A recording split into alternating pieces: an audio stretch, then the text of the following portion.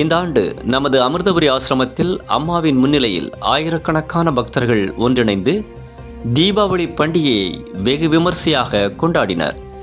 தீபாவளி திருநாளன்று நமது அமிர்தபுரி ஆசிரமம் முழுவதும் ஆயிரக்கணக்கான அகல் விளக்குகளால் பிரகாசித்தது.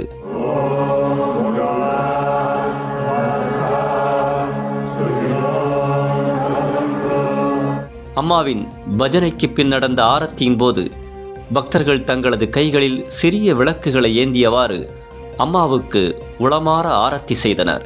இக்காட்சி காண்போருக்கு மகிழ்ச்சியும் உற்சாகத்தையும் ஊட்டியது. ஆரத்தியின் நிறைவில் அம்மா தமது அன்பு குழந்தைகளுக்கு தமது திருக்கரத்தால் ஆரத்தி செய்தார். அம்மா தம்மையே இப்படைப்பாக கண்டு அதனை உள்ளன்போடு வழிபடுவதை இந்நிகழ்வு எடுத்துக்காட்டியது. இன்று உலகம் முழுவதும் பல போர்கள் நடக்கின்றன. உலகளாவிய அமைதி மற்றும் நல்லிணக்கத்திற்காக நாம் அனைவரும் மனப்பூர்வமாக பிரார்த்தனை செய்வோம் என்று கூறிய அம்மா, லோகா சமஸ்தா சுகினோ பவந்து, அதாவது உலகில் உள்ள அனைத்து உயிர்களும் இன்புற்று வாழட்டும் என்ற மந்திரத்தை கூறி உலக அமைதிக்கான பிரார்த்தனையை நடத்தினார்.